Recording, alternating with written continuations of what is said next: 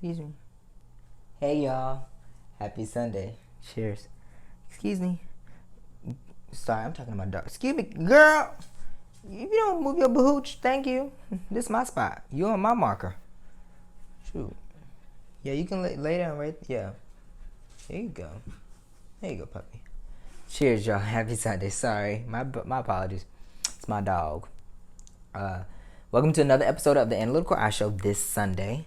I want to thank all of you guys for tuning in again. And thank you for watching. This episode is entitled Woman to Woman, or is it really woman versus woman to my man? And this episode is not going to be very long because I was inspired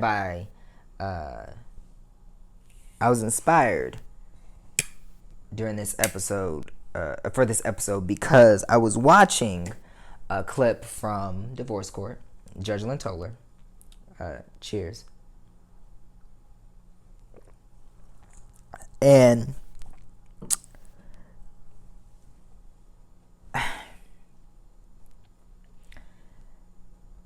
when I was watching, it very much inspired me. Because growing up as a kid in the hood, per se, I saw so many women fighting each other over men and this, that, and the third, and baby mama drama, and the women were actually getting mad at the women, like each other, then getting mad at the man, or a man was cheating on his wife with two other women, so then all three women were cussing each other out, calling each other out their names and things of that nature. And this happens a lot in the black community, where the women are beating down each other and talking down to each other instead of lifting each other up and holding the men accountable for what they do and not allowing them to, what shall I say, procreate in the most undeserving, ruthless way ever. And not allowing their man to be and holding them accountable enough to father that child and love for them and care for them and financially support them and actually be there for them and honor them by being there. This episode, I know it seems so mediocre to talk about. It's so mediocre, it seems. But I want to talk about it because it's very important that we do. Because this happens every day in a black community, and it's not just even in fighting over a man. It happens in celebrity life. For example, with Jill Scott and Erykah Badu, they try to do a versus thing with that, as far as is not the actual show that they did, which was amazing, but it was more so about who's better. Who would you prefer over the other, and competing instead of celebrating these two women and their own accomplishments and what they do. And then you had Monica and Brandy's Boys to Mine. And then you had Fantasia and Jennifer Hudson with, what's that song called? Oh, shoot. No, I have it on my phone. No, I know. Sorry. And I've listened to this song so many times. Y'all know what I'm talking about. It's with Jennifer Hudson and Fantasia. And they try to pit them two against each other too. But then I'm just speaking in reference to the song, I'm His Only Woman. That's what it's called. And then you had Shirley, who had the Woman to Woman song, where she picked up the phone and called Barbara on the phone and said, "This is my man. This is what I do for him. I buy his clothes. I pay for rent. I pay the car note and all that stuff like that." And so, as for women, as a young black man looking at my black women, you hold so much power and pride over these men that you create, because you do create them, that I feel when I see those type of things happen, where you're beating down another woman, especially a black woman, and instead of you getting mad at the man for what he's done to get you two to this point where you guys are at each other's throats, I look at it as not only insecurity, but I also look at it as disrespectful because I don't think it's right. And I'm not even, and to be honest, and I know I'm supposed to be here uplifting not only black men, black women, but black men. So you shouldn't turn on him and, go after him and torment him and everything like that, call him out his name and everything. But I'm speaking in reference to you guys need to hold him accountable, because once you do, then he won't do this to another woman. You know what I'm saying? But really, for you black women, you guys hold the key to so much. And you guys are the bosses of black people.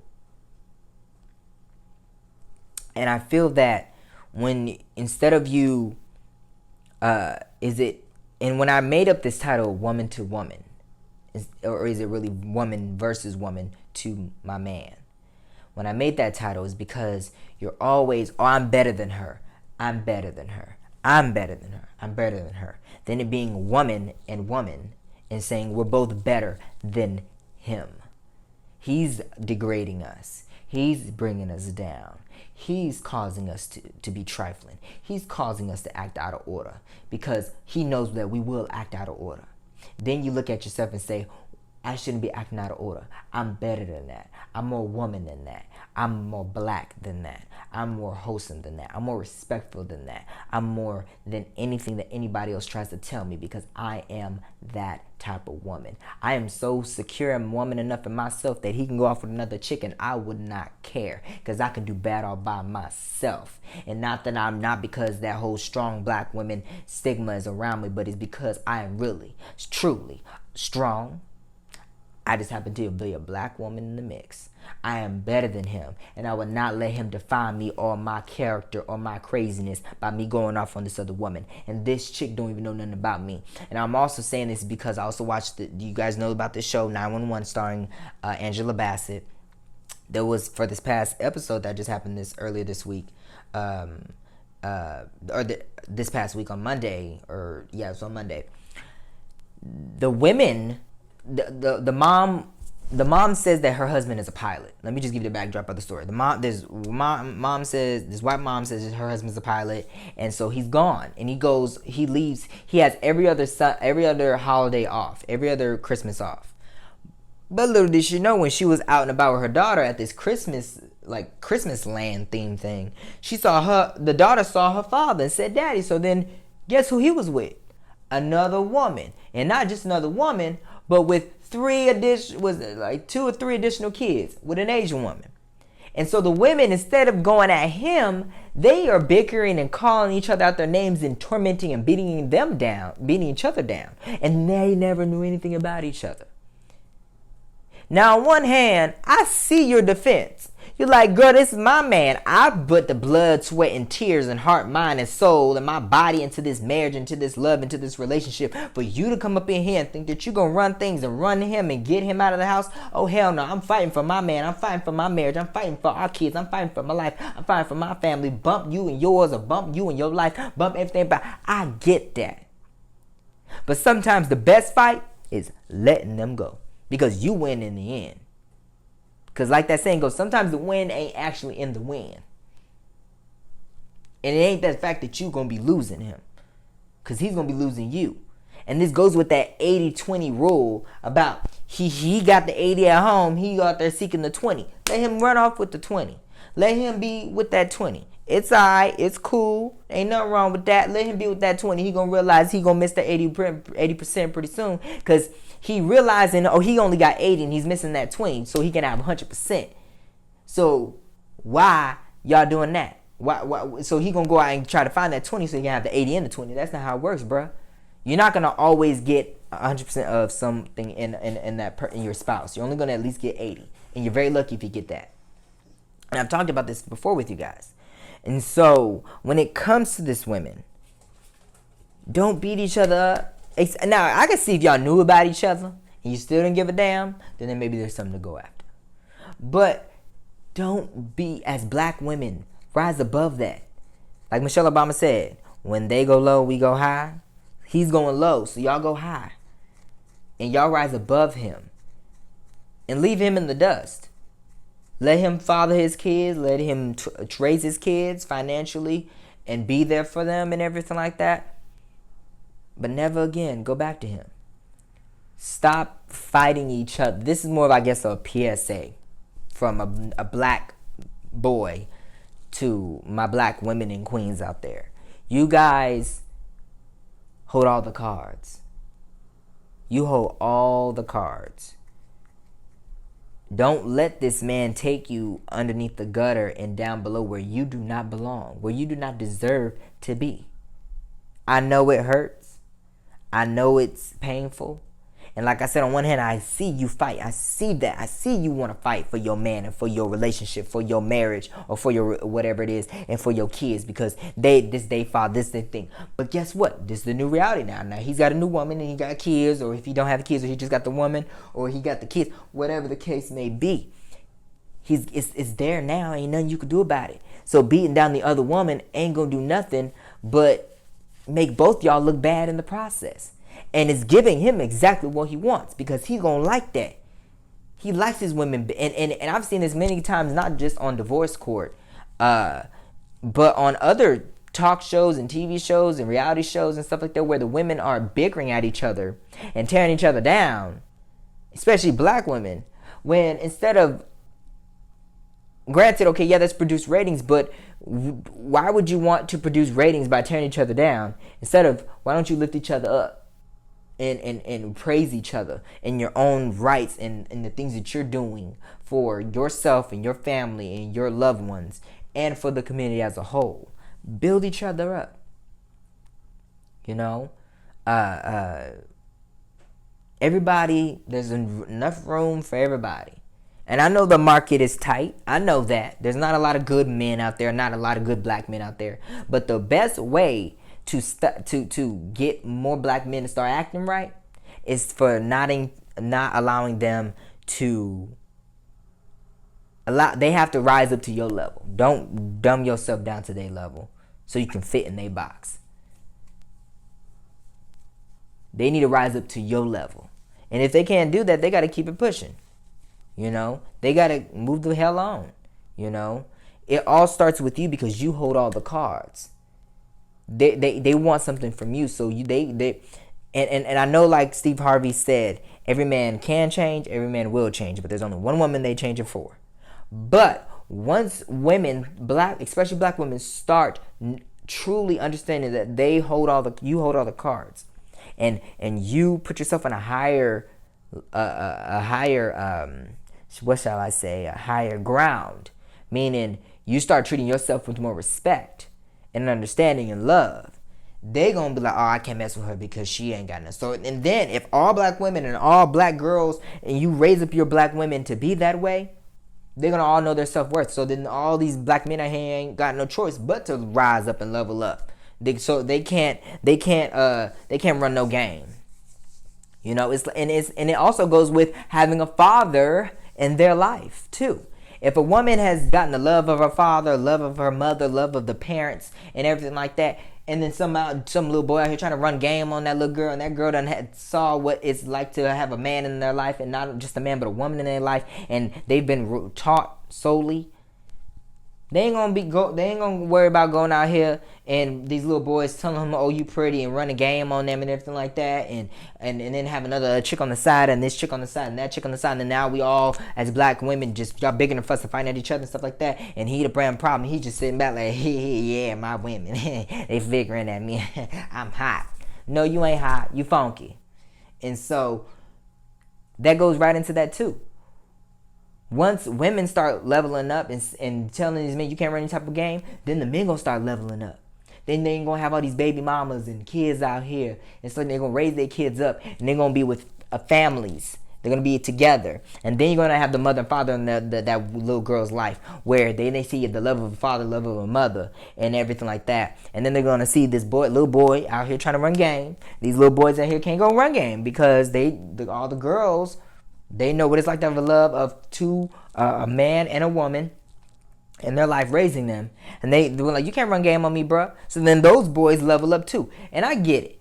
It's going to be a constant cycle because there's new generations, there's new kids. So then kids are through their adolescent years and stuff. They're going to try to run games. That's how it happens. They're going to test you. But if Women rise up above the mediocreness and stop the bickering with each other. And stop, oh, I'm going to stand in my position and fight for my man and stuff like that. I'm going to do this because, and sometimes it is rightfully so that you should do that. But not all the time. But do not at any point in time beat each other down when the issues started at his doorstep and they stop at his doorstep. Hold him accountable. And once women, you hold him accountable and not trying to hold the other woman accountable when you guys didn't even know about each other. And even if you did, once you hold him accountable, then he'll rise up and do better for the community, the black community as a whole. You know what I'm saying? Because coming as and seeing that as a black young boy, if I was that way, I would look at that as that's the normal. I can have a bunch of women and they bicker and I'd be like, hey, yeah, I'm hot because they fighting over me. Yeah. But that's not how I operate. Because I see that that's tormenting our community. That's tormenting each and every one of you as a black woman, as a black person. The culture, the community as a whole is doing a disservice when you do that. Because then it can escalate to violence. It can escalate to physical assault and abuse and more babies and more poverty and more nothing but government assistance just in everybody's mailboxes monthly to pay your bills. So the buck stops with you women because you have the power. You have more power than you think. You have so much more power than you think. Like just got a song that says, how would it make you feel? How would it make you feel if a black woman was gone today? If it was the last of your kind. So make sure, women, you understand, you black girls too that are growing up to be humble black women. You have the power. Like Maya Angelou said, phenomenal woman. You are phenomenal women. Rise up, stand up. Let these men know you have the power and you will not accept anything less than. And I know it's all fun and games sometimes to not have to want to have that power and just run loose and run wild and do the things you want to do and have fun. Yes, you can have fun, but be responsible in your funness. So it doesn't lead you down a rabbit hole where now you got all these baby mamas or potential baby mamas on your doorstep, or adulterers or flings and stuff like that. You don't want that. I promise you don't want that. So please, from a black boy growing up to be a black man in the making, my black women, my black girls, stand bold, stand solace in your stance. And don't allow these little boys, these black boys and black men run game over you. Because they will try, and they will succeed if you let them. But you hold all the cards. You are the only one that can control that roulette table. You're the only one that can control that blackjack table. But once you let the players start winning and taking control over that table, you lose the upper hand. That's all I want to say to y'all. I appreciate y'all so much. Make sure you check out the other 2 episodes that are on YouTube right now on my show with the it's called Losing 19, and then also mental health. How are we doing? Are we okay? There's going to be a part 2 next Sunday about that. But I thank y'all so much for watching this week's these episodes. I'm back, y'all. I thank y'all so much. And my black women, you are the cornerstone of the community. You're the reason we're still here today. You are the reason. Yes, black men went out and fought wars, but if it wasn't you at the house actually taking care of the kids, where would we be?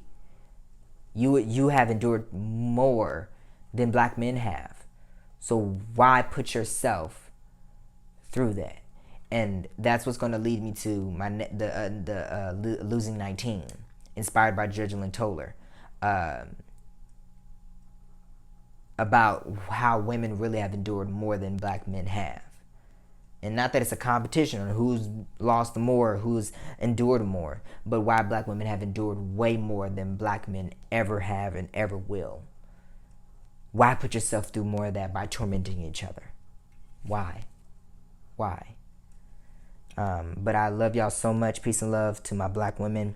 And I thank y'all so much for continuing to rock with me.